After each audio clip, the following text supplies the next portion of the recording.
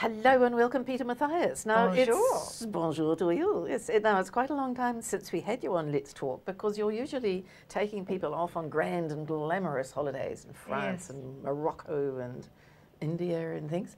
But here you are. And the Basque Country. Oh, and the Basque Country. Oh, northern Spain's very special, isn't it? Yes. Yeah. I was amazed by the Basque Country because they wear tartan and play the bagpipes. Well, look, they keep saying they have no relationship to the Celts. Yes. It's a communist plot. My grandfather is Welsh, and I tell you what, when you hear those Basques singing, it's Welsh. Yes. But they say no, there's no connection. There's got to be a whole and fantastic connection. food, unbelievable food. Yes.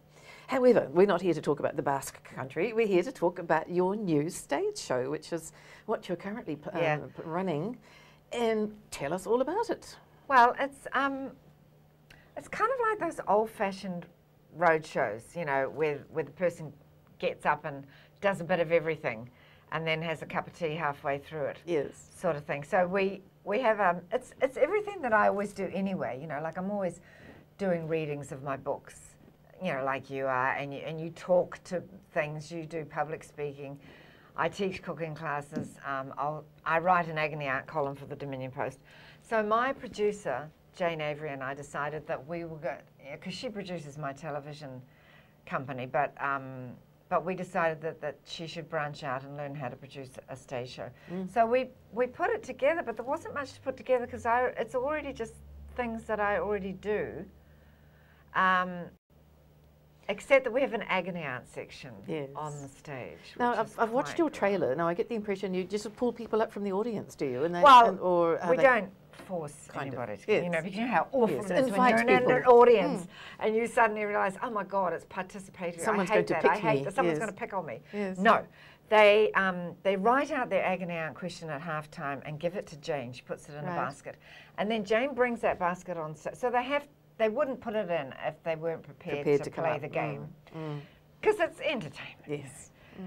And so then I pull the questions out of the bag and I say, Maureen, would you like to come up and tell me about your hideous husband and how we can solve the problem with him?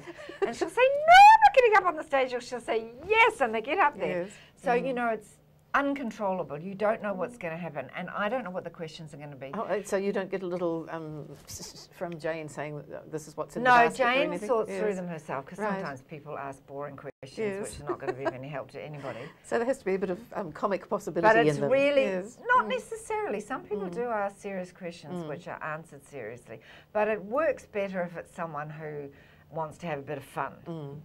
Yeah. Now, it looks also from your trailer that you've got a very colourful set. You've got lots of sort of flags and things hanging at the back. Those are my tea towels. Tea towels, I'm sorry. I didn't look closely enough. And you're actually doing stuff on an ironing board, which is a really nifty idea. Isn't that fabulous? Yes. Teaching New Zealand how to cook on an ironing board. Yes. I think that's quite clever. But it gives it that sort of domestic, you shouldn't say quoi. Yeah, because I'm so not a domestic goddess. But the designer who did this has a great sense of humour, and so he decided that it would be very funny to have me cooking on an ironing board. So he got this, he imported this beautiful Italian, because you know most ironing boards are not very stable. This one's very stable, fortunately. Yes. And he put a swamp curry top on it, and he transformed it into a portable cooktop. Wow. It is actually very beautiful. So here we are, we've got Peta on stage. So you are cooking, so you haven't entirely left your cooking roots behind. And you're reading from your books and you're doing an agony aunt, but you're also doing the chanteuse department, are you not? Because you've been singing for audiences for some time, haven't you? Yes, but only if I'm drunk enough or if someone asks me nicely. But this is like doing it deliberately. And it's very helpful that Jeff and Jane, my producers, are musicians, because they accompany me. Right. So normally I'm all alone, because it's normally a situation where someone says, go on, give us a song. I'll stand up and do Edith Piaf or something, So, but I've got, you know, musicians. I've got la la la in the background. So it's live music, it's not canned music. Oh, no, it's live. So have you had to do lots of practice to make sure that it's all tickety-boo and wonderful? Yes. Well, we've had to learn how to sing together. I mean, I already knew I've been singing these songs for years, but yeah. And it's wonderful. It's wonderful to have an opportunity to sing, which I don't normally get.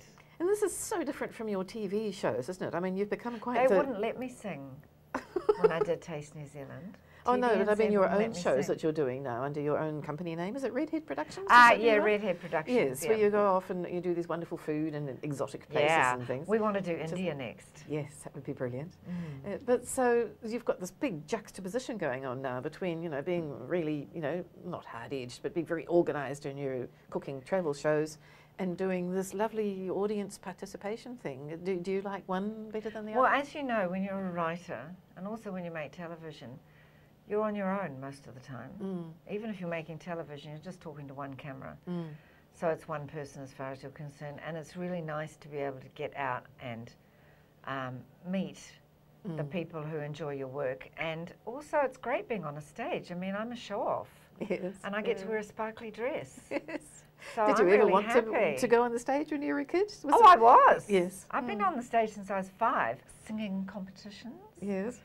So I was the kid you had to push off the stage. Right. But never did it for a living, never saw it as a profession. Isn't that funny? Yeah, and so became it just a got nurse. kicked off to, you became the nurse Yeah, and it then was became just the cook something and then that it just I got did kicked at a off party, to, really, kicked off yeah. to the sidelines. Because it wasn't sensible Yeah. to become an actor or a singer. An entertainer, yes. But isn't it's never too late. Yeah, and isn't it interesting how often people finish up doing the stuff they love doing when they're about 8 or 9? What they end up Because it's doing, right in here, isn't it? Yes, and it's what your true talent is. And when people say to me, oh, I want to change jobs, I don't know what to do, I say to them, go back and read your school reports if your parents have kept them. What you were good at school is what you should be doing as an adult. Yeah, and don't you think and we lose all that. It's what you had the most fun doing too, I think, isn't it? It's the stuff that you got really absorbed by as a child. And that you were good at. Yes. Naturally. You know, I was really good at French, I was really good at English, and I could sing. So with those God-given skills, I became a nurse and washed bedpans. Why did I do that? She said, why? Because it was expected in those days. That's what women did. That's right. But the great thing is that it's never too late to change. And you're never too old to change course. And how many cooking tours are you doing this year? Once you've finished being a stage entertainer? 1, 2, 3, 4. Wow. I'm doing 2 in India. India has proved to be desperately popular. And the Basque country, which is a new one, is very popular. Yeah. And your life's really on the shift, isn't it? I understand you've sold your Auckland house and bought one in France, which is very exciting. Yeah, but that doesn't mean that I'm leaving New Zealand. It just, everything's still the same. I'm still 6 months here and 6 months away.